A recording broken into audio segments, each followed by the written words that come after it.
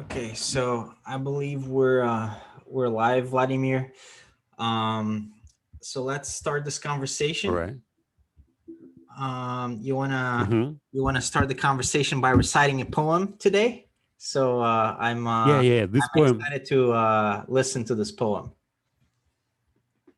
Yeah, I actually want to say first that I like doing this. I'm trying to master a new habit, like to learn a poem every week. And this week it was the poem from Devil's Dictionary. No, have you heard about Devil's Dictionary? No, I Devil's don't think Dictionary. so. I don't think so. It's I don't think I it's have. so, so so it's kind of satirical book which was published in 1906 by American writer Ambrose Bierce, and so there are some funny definitions of like basically of everything. And I'm trying to read this dictionary like 5 10 minutes 5 10 minutes a day just to kind of mental gymnastics. So the poem is called Abracadabra. Okay, sounds Yeah, exciting. and it's also a definition of this word abracadabra. So by abracadabra we signify an infinite number of things.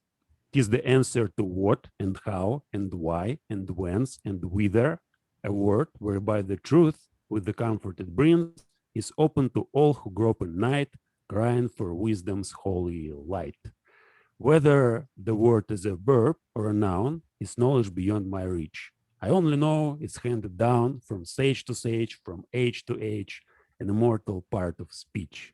Of an ancient man, the tale is told that he lived to be 10 centuries old in a cave on a mountain side. True, he finally died. The fame of his wisdom filled the land, for his head was bald, and you understand that his beard was long and white, and his eyes uncommonly bright. Philosophers gathered from far and near to sit at his feet and hear, though he never was heard to utter a word, but abracadabra, abracadab, abracada, abracat, abraca, abrac, abra, up. 'Twas all he had. 'Twas all they wanted to hear, and each made made copious notes of mystical speech, which they published next, a trickle of text in the middle of commentary. Mighty big books were these, in number as leaves of trees, in learning, remarkable very. He is dead, as I said, and the books of the sages have perished, but his wisdom is sacredly cherished. In abracadabra, it solemnly rings as an ancient bell that forever swings. Oh, I love to hear that word make clear humanity's general state of things. That's all. That's all. Okay, that yeah, was good. Wow, yeah, that's a like long poem. I'm impressed. So you're memorizing one of these every week? yeah, once a week, and basically, I doesn't make a lot. Like it takes me just 15 minutes, 15 to 20 minutes to memorize Really? a poem, Wow. but then I repeat it. I repeat it every morning, like again, kind of brain gymnastics. I do it 5 10 minutes, 5 10 minutes, dedicate for repetition, and at the end of the week, I read it at the speaking club. So, and I guess like if I like it, I may read it here as well. Just Wow, you know. that's really impressive. Maybe I should start trying to do that because I think my memory is terrible. So maybe that would be a good exercise for me. well, I've been doing it since 2013. So the first time when I started working on it, like memorizing poetry, and basically it was in Russian. And at that time, I also was like writing poetry by myself. And the whole idea was again training memory. I heard from some kind of motivational speaker that just dedicating 5 10 minutes every day to memorize something is a good exercise. So if you do it consistently, you'll have lots of fun and it's going to be productive. And I started doing that, and in a few months I increased the amount of time to 30 minutes. So every day, like 30 minutes, no matter what, I'll just memorize something. It may be a poem, it may be some piece of text, and after a few months I had so much like to, and I tried to, I tried to keep it all in mind for all, like not forget anything. And after a few months, I had so much, like in long term memory, I had stuff for a few hours to repeat. just every like once a week. I tried to maintain a schedule. Yeah. To repeat it, like memorize something, you repeat it for 5 days, then you repeat it once a week, and after a few months, you repeat it just once a month. And at the end of second month, I already had like few hours of repeating stuff, like to remember all poems. But then like uh, I maintained it for half a year. It was beginning of 2013, and it was actually the year when I started like first studying language. I mean, just try to find some. I was watching TED talks and try to translate them. It was kind of exciting experience for me, and I also wanted to memorize Shakespeare. And I remember the first, like in Russian, it took me just 10 minutes to memorize a piece of like one poem, 16, 20 lines. But Shakespeare, this "To Be or Not to Be," Hamlet's monologue, it took me, I guess, few weeks. Just I couldn't memorize I couldn't memorize more than 2 lines in a day. Yeah. But then gradually again, I built. So different with different languages. I mean, when you use language all the time, and when you understand it, it looks as if you may just memorize it fast and keep it for a long time. But if it's a new language, if you don't use it, if you don't use these words, if you don't know these words, if you don't have, some big web or like mental web which you may apply for, for these words, it's so hard. I mean, even 2 lines, just eight words, it's very hard to keep them in mind if you don't use them regularly. Yeah, no, I bet. I like the stuff that we were talking before. I like this idea of the stream of consciousness on talking to yourself, the self-talk. Mhm. So how does that work exactly, the self-talk method? Was that something that you developed to learn the language? Or Well, no, I started exactly the same time, 2013, like beginning. It was the first time when I recorded myself. It was February 2013, and basically there's no rules. You just put a camera and talk to the camera for 10-15 minutes, or maybe you may choose any time you have. You may do it for half an hour, for and an you hour. and in your case you were doing that in English because you're learning English, is that, or were you, or did you start in Russian? Yeah, I started in Russian, and after 4 years, like practicing it, I applied it for studying English, and again, I had a great success in terms of being like learning it fast, learning to understand. Uh, First, it wasn't there. I didn't have a purpose to learn to speak. So first, I needed to understand just what I was watching on, on YouTube, on the internet, and it And helped me just to is this when you to. started the YouTube channel in 2013 or so? No, it was 2017, YouTube channel 2017. I stored my Russian self-talks on computer and never published them before I started studying English. Okay, so you started to publish And there was, talks. yeah, And what? and and before it was basically a writing journal. I mean, like the whole idea with self-talk, it's basically like video journal, just an attempt to do something different. Because when you just write, something on paper, it's it looks it's a different, like again the same idea, stream of consciousness, but it's a different stream of consciousness. In half an hour you produce just one page, but if you talk for half an hour, it's like 20 pages, or 15 It's a pages. lot, yeah. Yeah, there are lots of garbage here, but Because it's you just still you improvising. It's just improvising. So of course, yeah, it will be disjointed. But yeah. yeah, it kind of expands your mental horizons, and like this brainstorming, it always in my case, it's always gives me a new ways of understanding something. Like even if I talk about the same thing, I had this experience when I started conducting the club, and Yeah. I needed Speaking club in to Russia, right? yeah, I created the course of, like, not the course, it was just one lecture.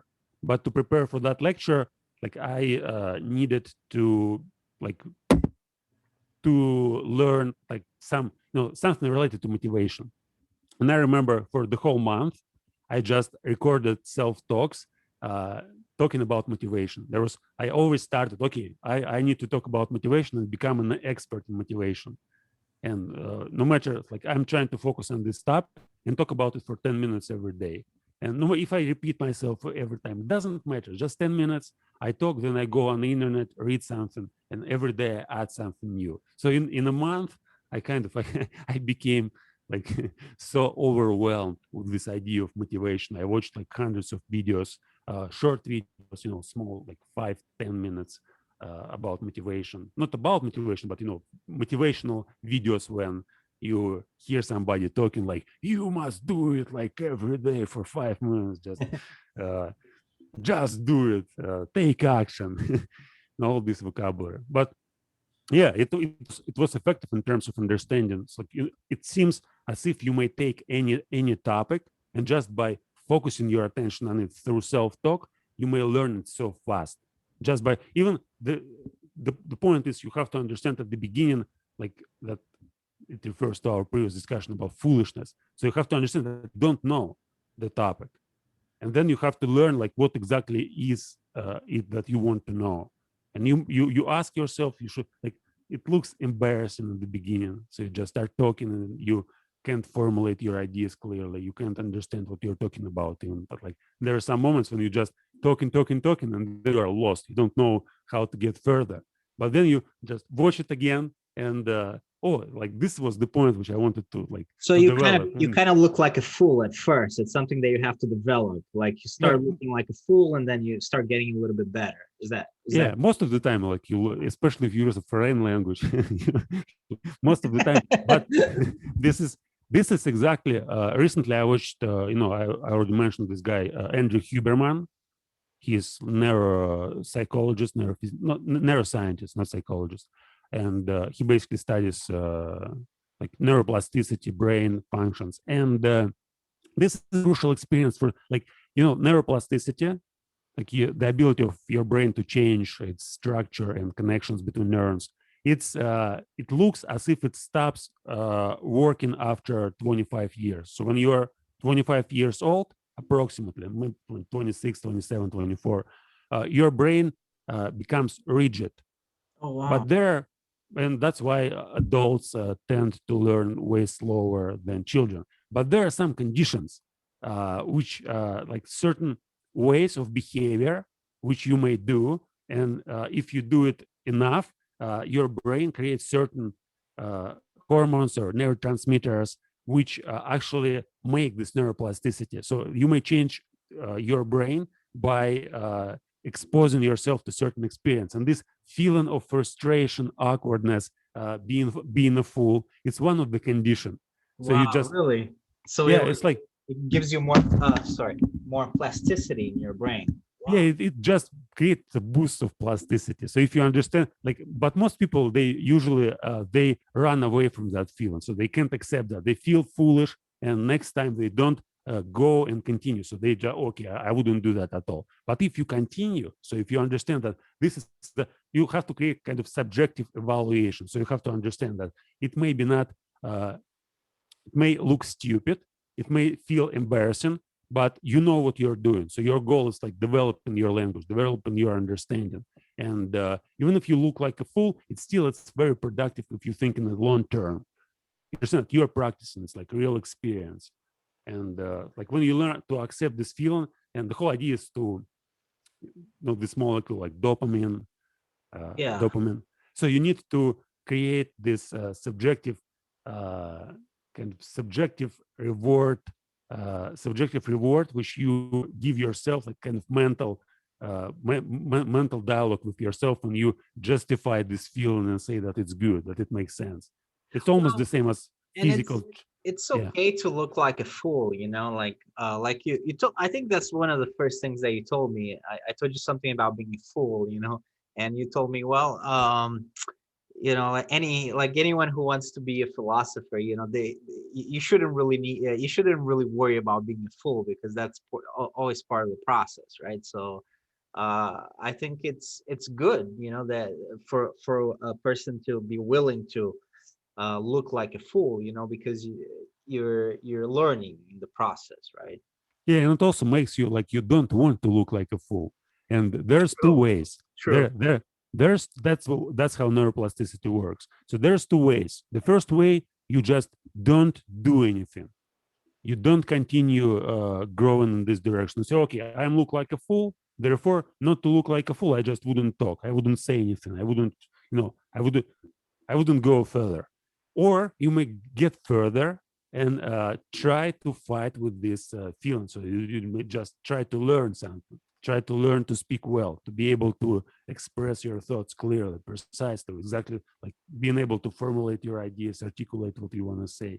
And it's a long process. It just, I like that. I like that. it, So yeah, it's, so you have two choices, right? You have to either you stop doing it or you get good at it. So that those are the two choices that your brain are is yeah.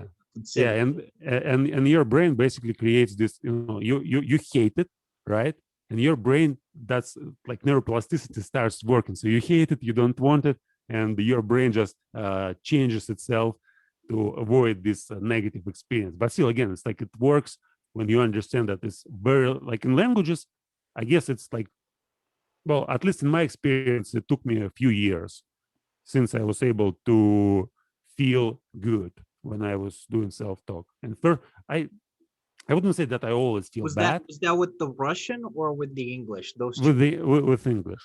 So So from what about with the even with the Russian? Did you go through the same process? with the Russian, I noticed immediately lots of like not mistakes, but filler words. I repeated all the time, which I didn't like, which I hated again. Well, that's And happened to me. That happened to me when I first started doing videos on YouTube, which is not so long ago. I only started last year, like the end of last mhm, year, and I started doing videos. I might go back to doing that every once in a while. Do because I like football a lot. So I started like a football channel. mhm. Those were my first videos.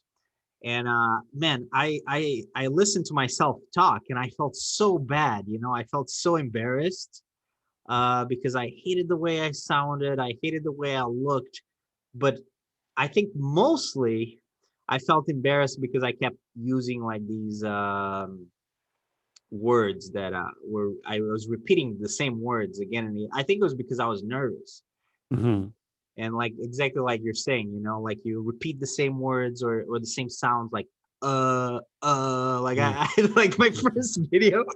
I still do it, but like my first video was basically me just saying uh and I felt like so embarrassed, you know. Yeah, and this like exact feeling which you need to get better. So, but probably you need to create a goal again. In my case, there was word like so to speak. I remember it's like in Russian, it's так сказать.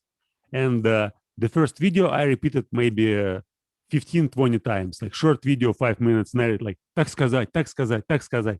And wow, that's so strange. I need to get rid of it. So it's the first impression after watching myself recording the video. I decided to work on my language, and it took me 2 months, 2 months to get rid of this fillers.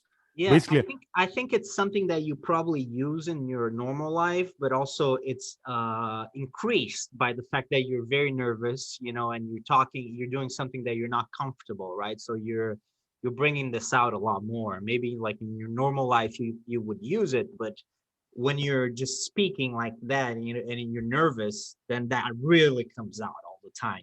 yeah, okay, it's definitely it's accelerates when you just have new experience. But you know what I've noticed, like when I started doing it in my like recording videos, I remember, no, I had different conversations with different people like throughout life, and I remember myself like in these conversations, and most of the time I didn't like too much what was going on. I didn't like what we were talking about, how I could formulate my ideas, express myself. But after I started practicing this exercise, like in few years, it's like I became like an excellent speaker. So whenever there's a conversation, I may just hold people's attention for hours, like talking without pauses, just being able to develop my ideas so clearly. And I was so excited by that. Then I it led to kind of a weird point where I couldn't speak with people at all. Since whenever I have a conversation, basically like I do all talking, like 90% of talking. Since when I start talking, I just may just go faster and further without, like, people can just, if I'm silent, people also silent. They can't say anything. But with English, it's it's kind of different. Probably it was one of the reasons why I decided to shift to English, since I didn't have anybody to communicate with in Russian. Like, I had, of course, lots of people to talk to, but it wasn't interesting for me, like, otherwise than just practicing developing my own ideas and talking about my stuff. Well, I think it gives you a versatility that is certainly an advantage that you have. You know, now you can communicate with the Russian world, but you also can communicate with the English speaking world, which is, I mean, at this point, you know, English speaking world is not just native English speakers. Yeah, It's, yeah, you know, it's it's the YouTube, for example. You know, so you're really, English is a global. I don't think there are any other truly global languages right now. You know, it's because, you know, French. Yes, you have French all over the world, but it's just, you have these countries that speak French, right? But you don't. It's not like every country. It's not like the whole world, right? The same thing about Spanish. You know, Portuguese, which is my native language. You know, you have it across, you know, 7 or 8 countries in the world, but also it's just those countries alone. You know, so it's Arabic. Obviously, you know, you have Arabic in about 20 countries, but it's all in the Middle East. English is it's different because you have the places that are um, the native speakers, like parts of Europe, you know, the United Kingdom, Ireland. Then you have North America, and you have Australia and New Zealand, and you know, a yeah. couple, There's India also, like, yeah, a couple other countries. million of people, like, in India, and all speak English as well.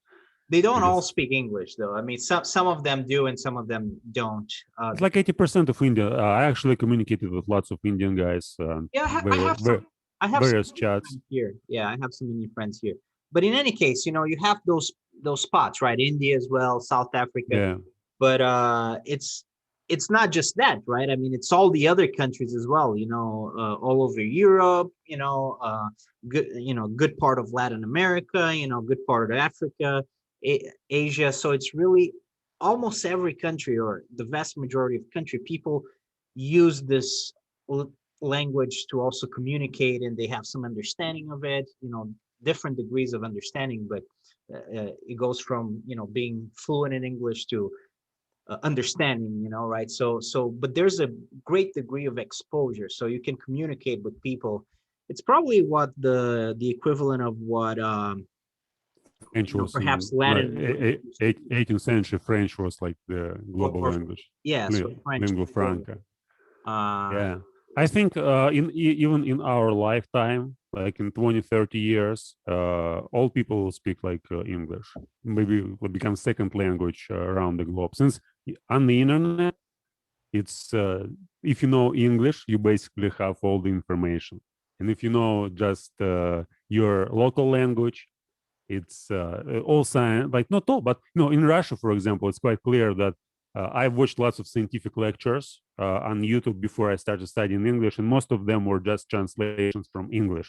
So different courses, but they always cite, like, some of them weren't even available. If you don't understand English, you can't watch anything, because all terms or all studies were made, like, by Russian scientists. They were made in English language, since like, the population which may understand and which may read these right. like these whatever, like, Yeah, materials, yeah, that's it's even. better to make it in English to get audience with 1 billion people than to write it in Russian and nobody is going to read it at all, and Right. few I mean, people. particularly in some fields like science, right? I mean, English has really become the language, because exactly because of that, because you can share it with people from all over the world. You can share it with the community. Whereas in Russia, you know, in Russian, you can only share it with people in Russia. Well, I mean, Russian is another global language, right? Because it's spoken in a bunch of different countries, but it's Russian. still, well, yeah. I mean, you have other Yeah, after countries. Soviet Union, it's Yes. like, it had a great reception, but Yeah. Yes, like in the former But, Soviet Union space, yeah, but yeah, it's and also still Russian literature is quite popular. Like yeah, Dostoevsky, Tolstoy are familiar to all people. yeah, Like not all, yeah. but many people know them. Oh Yeah. yeah, yeah, for sure. But it's still like I was saying, like Russian is like Arabic or Portuguese or Spanish or French, right? That it's a pretty global language, but it's still not. It still doesn't touch like the whole globe, right? Like English does these days because it's a second language to so many people. So it gives you that versatility, and it's learning a language also really like you're saying, it works the brain, it gives you this certain plasticity, just like traveling does, that you're increasing you're it's not just even about the knowledge, right? But you get certain different perspectives. you you expand your headspace. Exactly. Your headspace becomes bigger. Yeah, that's a good way to put it. And people don't really know until they learn other languages or until they go to other places and travel extensively, right? Or live in a different place. That's really even better than traveling. But Yeah, but you don't even like nowadays. You don't need to go anywhere. Just the internet. Like how much time?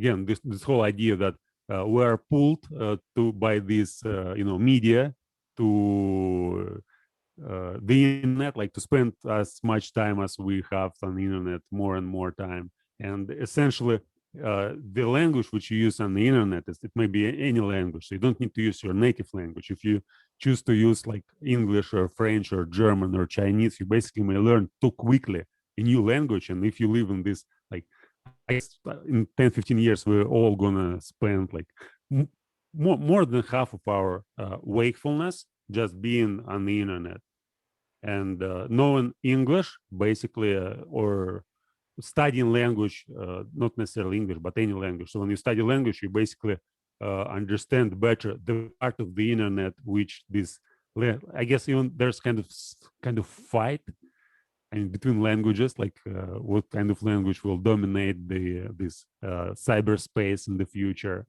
And I mean, English has such a big head start that it's going to be hard to fight it off, I don't even like particularly like the idea that English is the world language because I don't know. I'm not super partial to it, but uh-huh. I would actually rather have like something like French dominate like it used to be, like with the world, the language of diplomacy, of politics. So I think it's a little bit more neutral. I mean, even better would be Latin, but Latin at this point is a dead language. Some people are now proposing in the European Union, because the United Kingdom left. Some people are saying that Latin should be brought back and should be made into the common language of Europe. The problem with that is that yeah, I mean it's a little bit too late, because we kind of lost it at this point. I think it's still doable as a Latin, and actually it's good. I would like to learn Latin, actually, Latin and ancient Greek, because I think I'm fascinated by this idea of studying the classics, which is something that is still done in a number of elite high schools, elite uh, preparation schools. My school in particular, we didn't do that, even though I studied humanities. But I would like to study ancient Greek and Latin, and I think there's still usefulness to studying those languages. I think it expands your mind, and it gives you an exposure to highest culture we have produced, which is the classical culture. However, as a language of communication, I think Latin, it's a little bit too late, because we nobody really knows how to speak Latin these days, right? We can No, only read it. I I disagree. I guess there are lots of communities, not lots of them, but there are certain communities on the internet where you may go and find people who speak Latin. In the same way as you may find people who speak Esperanto or any like Yeah. artificial language. They may be small, but do you really need a lot of people? I mean, if you have like 50 people speaking Latin, Well, do you do you you think it would be feasible to bring back Latin and make it a common language? Do you think oh, it's but it yeah, as I said, it exists all now, but it's just less popular than English, for example, or Russian. But still, there are small communities. And by the way, I think, like in my uh, opinion, you may basically learn to think in Latin. if you really want to Well, use this land, I want to learn at some point. I want to learn. I just don't know if I'll be able to speak it since people don't speak it, right? but you don't need to speak it with people. You just may use it for thoughts, for No, thinking. no, I know. I understand that. But what I'm saying is I'm Self. talking about like what I was saying before as a common language, right? As a second, Uh-huh. because English is so widespread, even in Europe. Because I looked at the percentages, about 40%, I think, of people speak it to some degree in Europe. I guess it's kind of more elitist language. And once again, so if you need to speak Latin, there are people who speak Latin. You may always find them. And studying Latin, well, I also I tried. I guess we talked about it the first time when we had a conversation about Latin. I told you how I memorized this Oh, ecclesiastic. sure. Yeah, and I didn't try to speak. I didn't try to learn to think in Latin, but I just learned some common expressions. Like there are lots of proverbs, and I tried to read some ancient texts, but it was all like, as you said, just mental exercise to get yourself familiar with some ancient ideas in original. But I think it's possible even now, like Okay. you know Well, the good to to, know. Yeah, this is something to I'm still like thinking of this to me it's important. I think it's an important conversation because especially in the European context.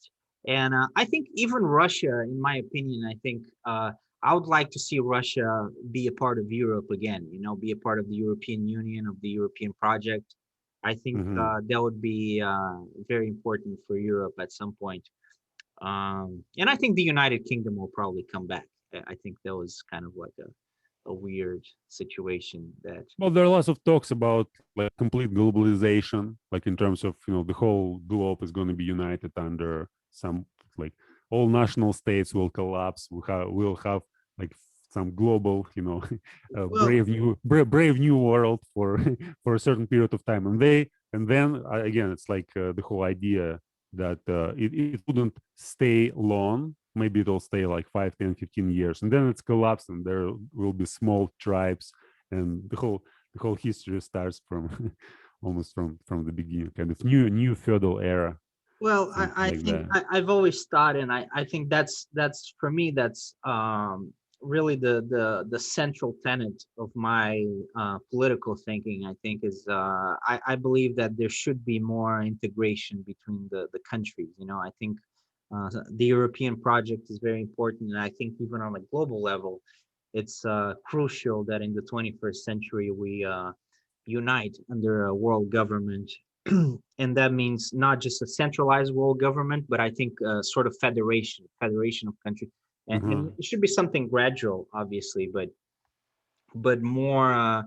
We need to think more in international terms. I think that is the only way that we're really just gonna make it. Because at some point it's gonna become inevitable. Because we have atomic weapons now. We're gonna have a lot more atomic weapons in a In the 100 years from future, now, sure, yeah. like weapons of mass destruction. It's not just going to be atomic weapons, and also a lot of the challenges that we face now, like our environmental challenges. I think they're going to get much worse. Like in 100 years from now, we're going to be talking about something that is much worse than we're talking about today. So. You can't really face a lot of those challenges with our current system. I think it's pretty inadequate. Well, I So think artificial general intelligence will solve this problem. It's it's definitely like not a issue for the individual human being or even for like society. So it's gonna be solved on the next level. And I guess the first thing which needs to be done is just global language. And if English will manage to become a global language, we'll probably be united or integrated in one community. Like or if Elon Musk succeed with his project and we'll create like Mars life on Mars. There may be some kind of I mean, we global. can't we can't try Glo- to do like I think no, I mean it may help like people who live on Earth just unite against Martians, and or Martians will create a community and then conquer Earth, and something like that. I don't know, but well, it looks Yeah, it looks like language is the central problem since we can't unite unless we have a common language. And obviously, no national state will agree to use like to replace its language with English or with any other languages. So first we need to solve the problem how to bring like how to create one language which everybody like on this political higher level will agree to use and not just use, to to adapt for for well, it's hard to explain. No, no, but I think that's actually a very interesting point. The point of language as unity or division. And I think you're right. I think part of our problem in terms of like unity and division is associated with language. Like, for example, the Catalan language, for example, as it becomes stronger, in Catalonia, they speak a different language. They don't speak Spanish. Mm-hmm. Mm-hmm. Well, they speak some Spanish, but they consider Catalan to be their language. And that has fueled a great degree of nationalism, or the idea that they want to be their own country, their own nation. And I don't agree or disagree with that, but it's a fairly common thing, right? When you have one language, we often associate the idea of having your own language with the idea of having your own nation. Yeah, and it's a part of your identity, right? Which you get almost from the beginning of like when you start life, you just learn language and it's like your mother language or your native language. But no, in my view, again, I it seems as I got rid of these, I call them superstitions. So basically, there's no any native language. You may use any language when you are mature enough to understand that it's just languages and they're basically it's even harder since I think that there's just one language. So all this, there's common idea that all languages are created by Indo-European family of languages Yes. or another family like Chinese languages. But in my view, like, I know, have you heard about Chomsky universal grammar? Noam Chomsky, No, I this have not. guy. It's like in 50s, in 1950s, he basically proposed some, even it was called like linguistic revolution. I didn't know that. Uh, No, tell me a little bit tell me a little bit about that. I think it sounds very well, interesting. universal grammar is basically that we have certain mechanisms like from birth, and all languages they're kind of like it's my vague understanding, but I just expressed like how I perceive it. So the whole idea there's just one language. There's no like English, Russian, French, German, like just words. But the structure itself, it's in every language, it's kind of similar. So and you basically uh, may may think about the language like different languages as dialects of uh, one particular language. And when you understand that, you are no longer limited by your like perception that like this one language, this another language, and people who speak different languages they are foreigners, and it's like so again hard to convey it in in a short sentence. But the whole idea, language is it's universally it's the same thing, and we are equipped with it from the very like from the beginning. Although we like if you start just learning one language at the age of 12 or 13, you basically it's hard to learn another language because your math and your articulation it's not even at the age of 13, it's like it's early, it's at 3 or 4. So you basically if you are born anywhere like in any place, you may learn any language and you may use phonemes and sounds which are uh, like universal. But then when you learn one language, you're like you're I understand. I understand. Yes. so The you way you can use your mouth, the way you formulate words, yeah this like you it's become not it's not conditioned. You become it's not only conditioned. about your articulation, it's also about your brain. So there's some part of your brain which is responsible for language, and it adjusts to one particular language. And after age of 5 6, you if you start studying another language, you may study it, but you will not sound like a native.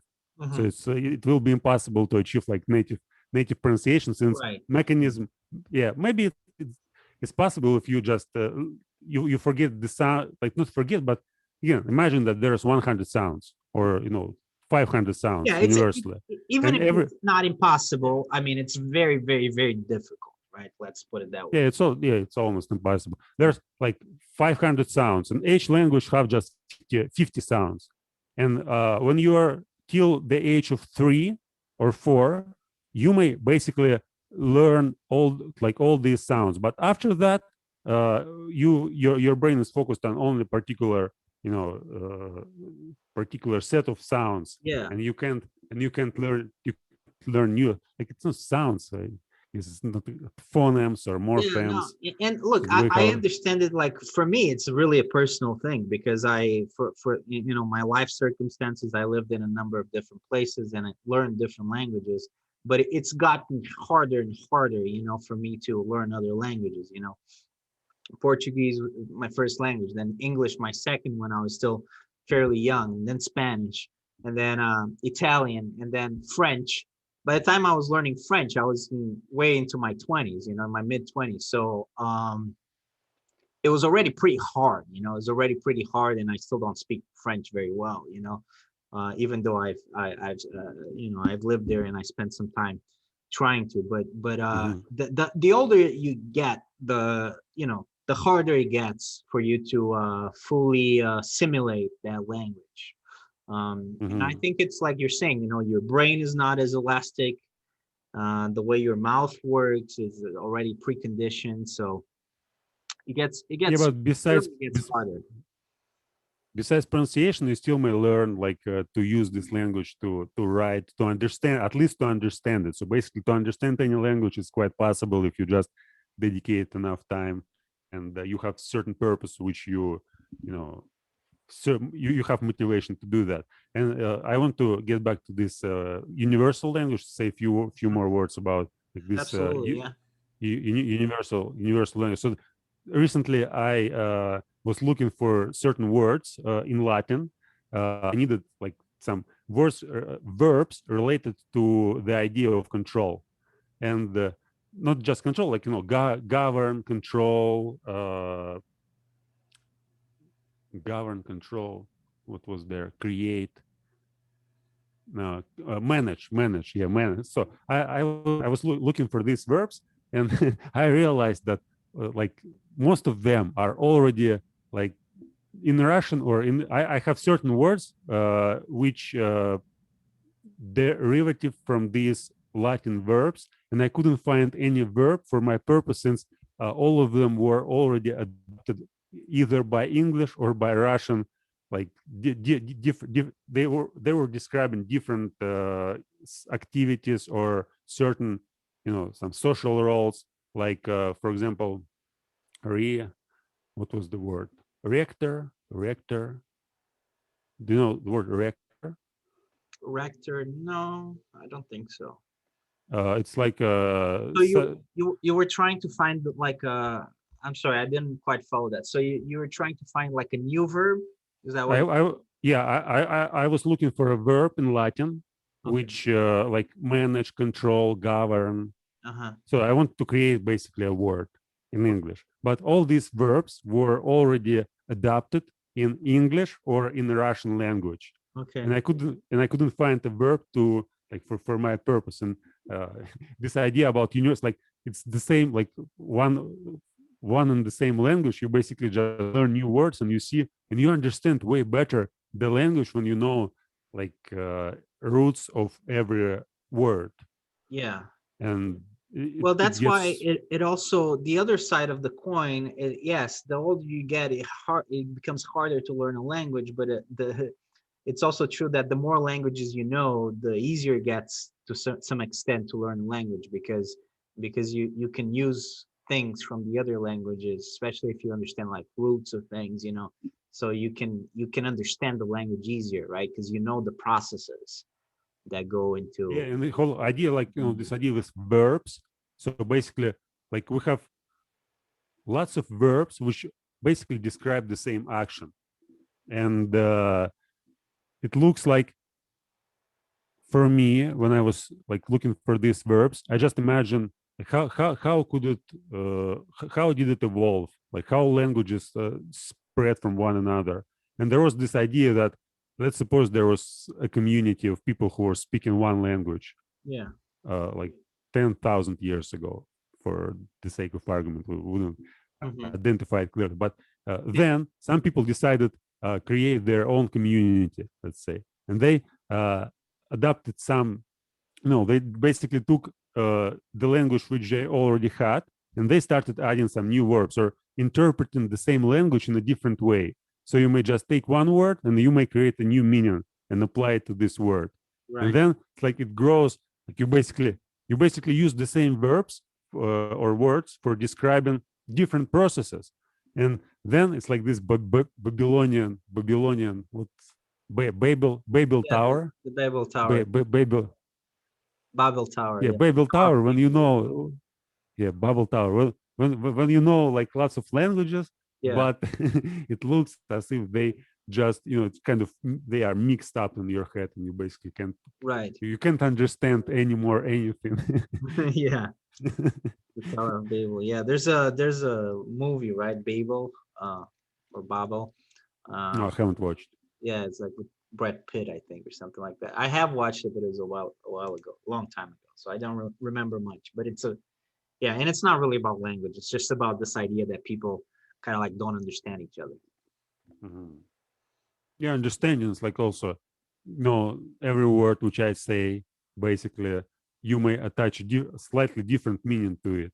And it seems that we may have a conversation, we may understand each other, but how exactly you understand what I'm saying and how I understand what you're saying, it's so different in our personal experience. So let's suppose that, for example, the word fear, right? You may hear this word and you may attach certain meaning to this word. And the word fear, it's like for everybody, it's going to be different word. So you will have different emotions when you hear this word. You will have different, ideas associated with this word. And it looks as for most words, we have these different types of experience. And the more we communicate, the better we understand each other. Hmm. But still, there's a huge gap between our our understanding, so we can't fully understand each other, even if we have almost the same experience, exactly because of these like differences in perception and different contexts through which we learn languages. True. Yeah. No, it seems I think this idea of language, I've become like increasingly interested in. Before, I've always been interested in language, but now I'm interested in just the science of language, linguistic, Hmm. or Hmm. I should say it's not even the science of language; it's more the history of language. I've Hmm. watched Tolkien recently, which made me even more interested in this, which is a movie about. I'm sure you're familiar with the Lord of the Rings, right? Yeah. I watched the movie. I haven't read the book, but I watched the movie. Yeah, so you are fairly familiar with it. And Tolkien, I don't know if you know, it's the name of the writer, right? So Hmm. he's a Yeah. really famous writer in the English-speaking world because, well, he really hasn't written much outside of the Lord of the Rings, but that's such an influential work. And Yeah, he was one of the first who proposed this, creating new like fancy new genre of literature. yes, I yes. read I read Thomas Hardy. He was his predecessor. I guess this was the first guy who created this uh, imaginary world and with connections. I read few of his books, but Really? anyway. Okay. I'm not even familiar just with the name, but I haven't read anything by him at all. What did he write, Thomas Hardy? Well, I read Jude the Obscure, and it's kind of tragedy, but Yeah. there's like, well, long story. I actually found this book after I watched the series. What was the series? Westworld. Have you watched Westworld, Westworld? yeah, that's a great show, isn't it? That's So a great show. I definitely agree, but not about the whole show. Like the third season, I haven't managed to even watching it. It was like I didn't like the third season was just terrible. The second was uh Well, I haven't seen the whole season. Only seen the first episode and I didn't like it, so I didn't watch it. But I think the third Yeah, I season, also didn't see the whole season. yeah, it's so different than the I rest. also didn't see the But the first yeah season and the second season were the very good. first season just yeah and in the second season, at the end of second season, if you remember, this man in black, when his wife Yes, committed suicide, yes. there was a moment when on the bookshelf she put his card in a book, and Uh-huh. in these books, if you pause, you may read titles of the book, and one of the book was Jude the Obscure, Oh, and I okay. just Well, found, yeah, that and that's why I you found this decided to book, read the and book. then yeah, and then I well, I just another book was The Slaughterhouse Number Five by Kurt Vonnegut, Hmm. and I later also read this book as well. But in our library, I have a limited amount of books in library, and I when I discovered Thomas Hardy Jude the Obscure after watching this episode in the TV That's show, I decided, oh, I'm gonna read it. So it was it that's wasn't a great. big book, Is like it good? 400 pages. Well, I read it in a few days, like 400 pages, very fast, and it definitely made a huge impression on me. Oh wow. But but other is books. I after that I took almost all his books, and I got in library, took 6 or 7 books. I decided to read all of them, but I couldn't manage to read more than few more books. So I've read Mayor of Casterbridge, and I started reading Woodlanders, and I stopped since it was kind of, I got bored. I You got bored. Yeah, I mean it's understandable. You But started talking about yeah, Tolkien, and Tolkien, I yeah. just So my interrupt point you. was that there, and I would definitely recommend to you if you can watch this movie at some point. It's just called Tolkien, and it's the story of his life. Mhm. Is it a documentary? No, it's a drama. It's a drama. Oh, It's okay. with a fairly famous young English actor right now. It's his name is, I think, Nicholas Hoult, I think. So he's in a Mhm. he used to be like a teen actor. It's like an autobiography, just made. Yeah, it's a biography of Tolkien, but it's Mhm. what's interesting about the book, sorry, about the movie, Mhm. is that it talks quite a bit about linguistics, and that's what I wasn't expecting. Um, and that's what I found interesting. The whole reason why Tolkien created the universe that he created was because, and the books that he wrote was really because of linguistics, because he was interested in giving meaning. He was much more interested in language than he was in literature. Um, Mhm. and that was in fact his training. It was in linguistics. He was interested in creating languages, creating new sounds, creating new forms of communication, which is a very interesting concept in itself. But what is even more interesting is that he understood that language is really a product of history, right? In some sense, like it evolves from something. Like language by itself doesn't really mean much. It needs to come from a certain history, a certain shared experience. So that's why he started to develop these tales about the words that he was creating, because he wanted to Mhm. give them weight.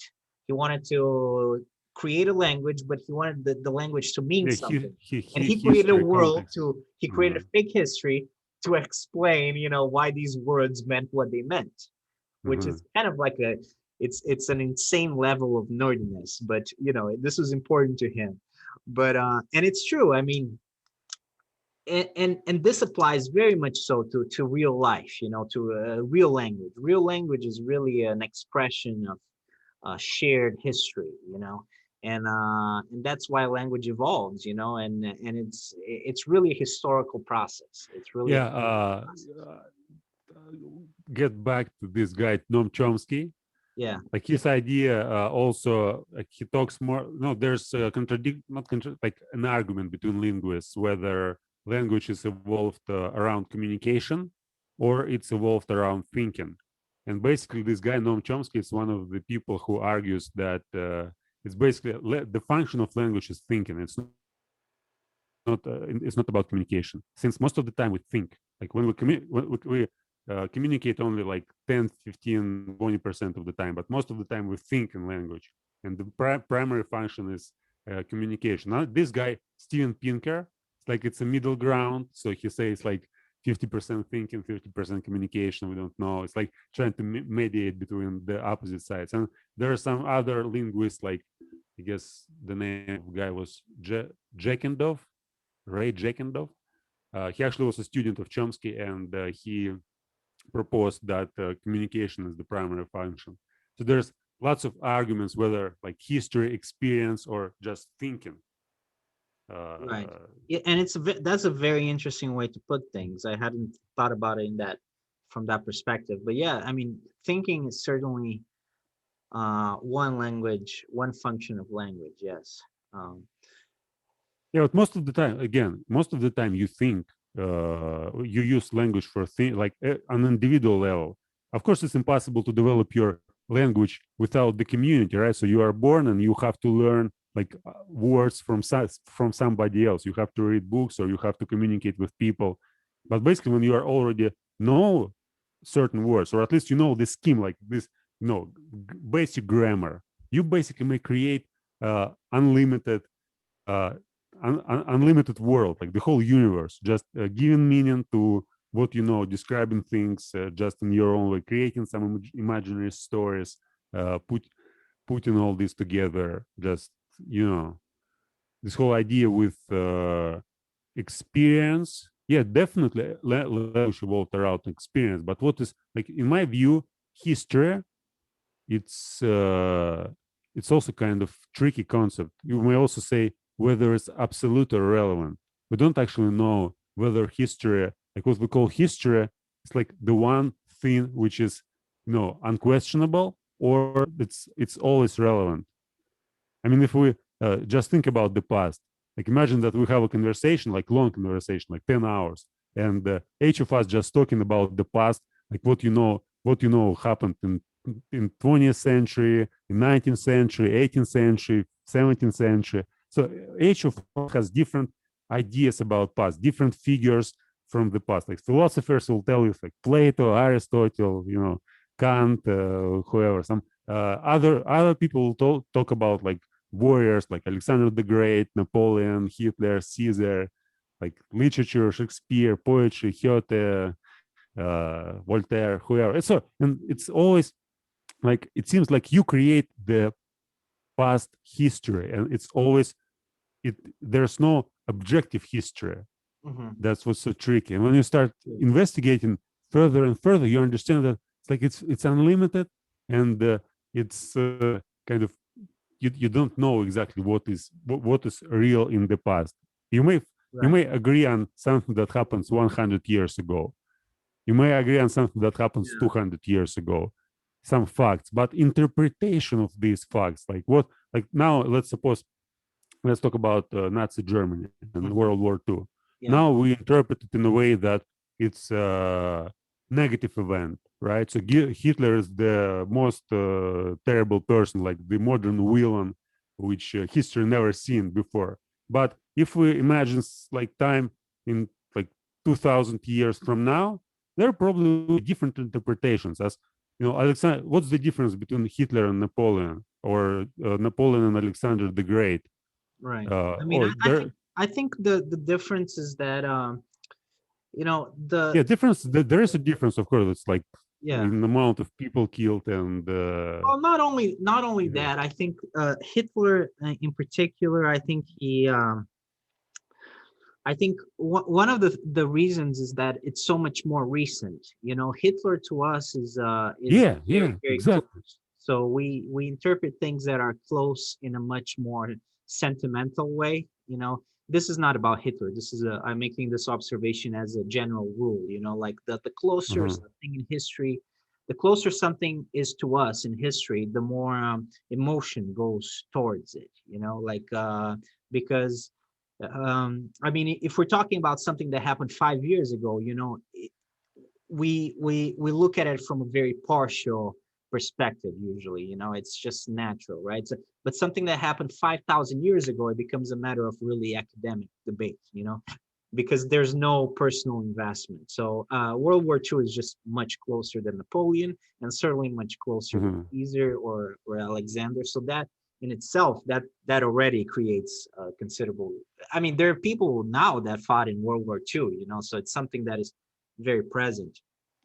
Yeah, but interpretation again, it's like it's always It's different an interpretation. interpretation, and then you That's what's have other, striking. yeah, and then you have other issues like I mean, the Hitler was from a moral perspective. I mean, the whole vision of the world espoused by National Socialism. I mean, it's and again, it's a matter of interpretation, right? But I think, fortunately, in my perspective, you know, we are not partial to National Socialism. In fact, we are very Mhm. opposed to the ideals of National Socialism. You know, at, as it was created really by Hitler. So um, or popularized by Hitler. So I think there is a difference there. Whereas, you know, when you look at Alexander, he was more a conqueror, you know, a conqueror king, which was actually, if Yeah, you look at history, there was no media at that time. I mean, there was media, but it wasn't well, popular. People he couldn't was, read. You couldn't. yeah, I mean, the You couldn't. ideals behind it, like I can get behind the ideals of Alexander the Great. In fact, I mean, he's probably my favorite historical figure, but Mhm. the ideals behind Hitler were very, very different, you know. So I think that there are differences there, but of course they were all conquerors in their own way. Um, Genghis Khan, this yeah, guy, Genghis Khan. and look, But if in Khan reference was to if Genghis Khan was a little bit closer to us, maybe we would compare him to Hitler, you know, because he was yes, also they not a said very nice guy. I mean, he was a you know he was a pretty destructive fellow. So yeah, it's like half of Russians are like still wear his jeans, I guess. yes, I mean there wasn't. uh, this whole idea with in interpretation of history, it's you look, for example, Shakespeare. It, like we all know something about Shakespeare, but imagine that there are people who don't know English at all, Yeah, like who live in some small countries or small tribes, and they never heard of Shakespeare. And the question is like, does Shakespeare exist for these people? It's like their history is too different. They don't know about certain, like especially some tribes which are still maybe found in some Latin America or Australia or mhm, different countries. So it's like the history for them and history for us, it's a totally different like uh thing. absolutely. Yeah, it's a matter of interpretation. And it's a matter of knowledge as well, because we don't know much of history, right? So our history is really the things that we know that we can put together, but there's so much that we don't know, right? So of course, you know, it's a narrative that we create with the facts that we do know, you know, which are limited, with Yeah, something no, that drives me just crazy because I'm just obsessed an with, idea just spring to mind right now about this story. yeah. You're lagging. You're lagging a little bit. Oh, okay. Yeah, it's just the You're problem still with my lagging. internet. It's the problem. Just go ahead. You can talk. I can hear you. Just Yeah, echo. yeah. Now it's better. Yeah, but you're So this idea with talking, which